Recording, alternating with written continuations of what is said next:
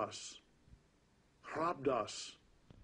Which means a staff, walking stick, rod, branch, a staff used on a journey to lean upon by shepherds, when applied to kings with a rod of iron, indicates the severest, most rigorous rule, a royal scepter.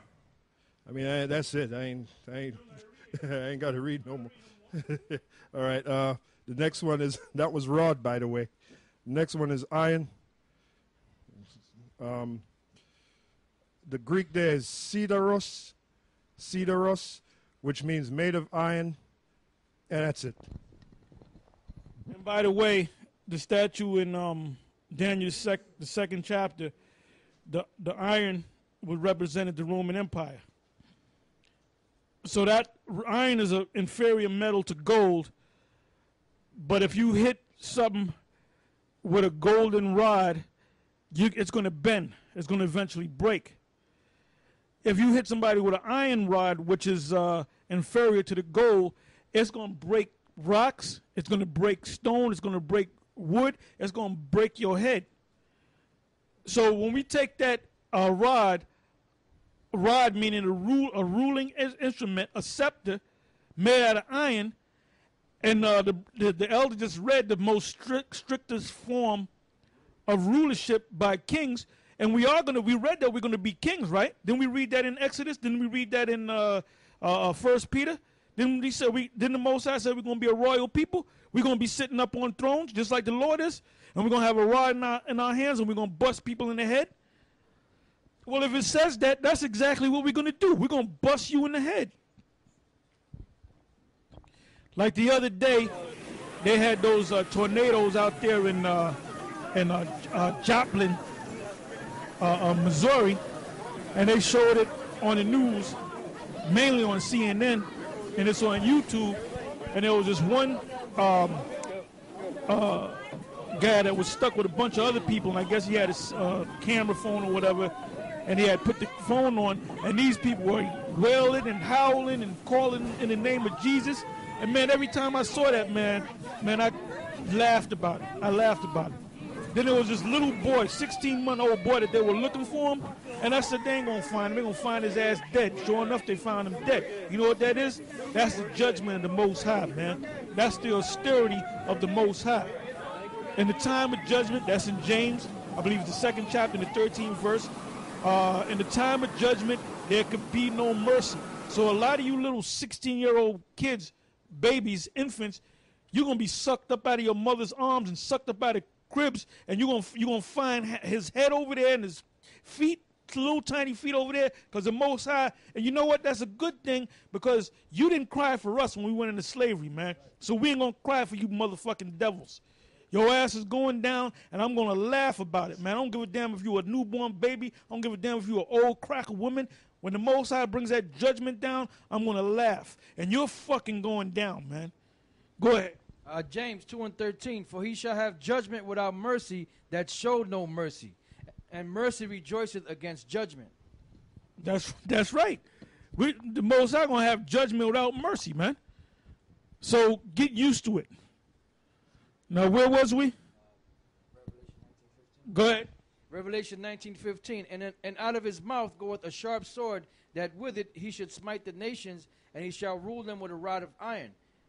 And he treadeth the winepress of the fierceness and wrath of the Almighty power. And when he hath he hath on his vesture and on his thigh a name written, King of Kings and Lord of Lords. And I saw an angel standing in the sun, and he cried with a loud voice, saying to all the fowls that fly in the midst of heaven, come and gather yourselves together unto the supper of the great power, that you may eat the flesh of kings, and the flesh of captains, and the flesh of mighty men, and the flesh of horses, and of them that sit on them, and the flesh of all men, both free and bond, both small and great. And I saw the beast and the kings of the earth and their armies gathered together to make war against him that sat on a horse, and against his army. And the beast was taken, and with him the false prophet, and that wrought miracles before him, with which he deceived them that had received the mark of the beast, and them that worshipped his image. These both were cast alive into a lake of fire burning with brimstone. And the remnant were slain with the sword of him that sat upon the horse, which sword proceedeth out of his mouth, and all the fowls were filled with their flesh. Yeah, so that anybody that takes that chip, that mark of the beast, which is that microchip, you're going to be destroyed. Now let's go back to where we left off in Revelation, the 6th chapter. Go ahead. Revelation 6 and 3. And when he had opened the second seal, I heard a second beast say, Come and see. And there went out another horse that was red. And power was given to him that sat thereon to take peace from the earth. And that's Esau. That's Esau, man. Red. Esau is what color? He's not white. He's red. And he had got power to what? To take peace from the earth. Give me Proverbs 29 and 2, then jump down to the 16th verse, and then jump to the Apocrypha. And there's many examples, man. We got to do a topic just on the treachery of what Esau did through history. Under Columbus, under the conquistadors, under Torquemada, under Ferdinand and Ponce de Leon, under the wars that Gad fought among Esau, the Wounded Knee, the battle at Wounded Knee, the Trail of Tears. There's all kind of things that you damn devils did, man. Not to mention hardcore slavery of Jake. But somehow you're gonna find a way to save this damn devil.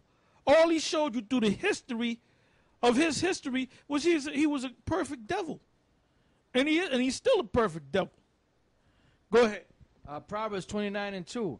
When the righteous are in authority, the people rejoice.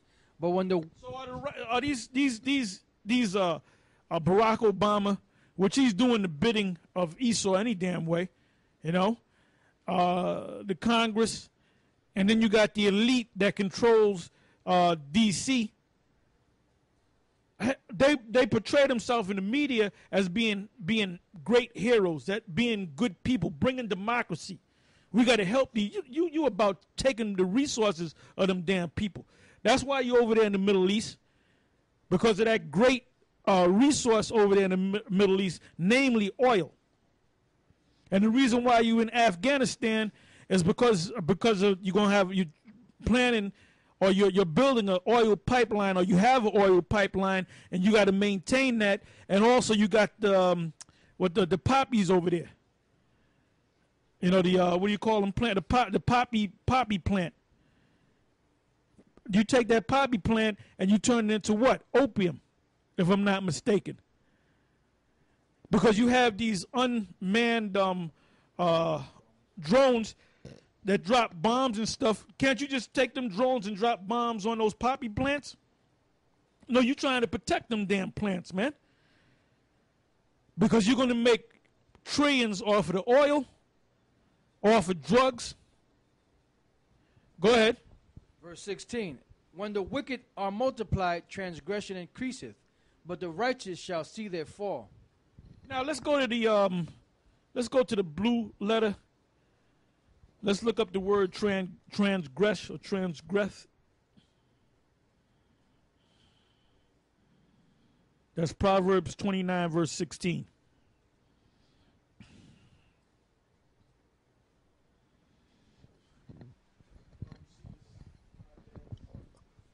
Proverbs 29 and 16, the Hebrew word there for transgression is pashai.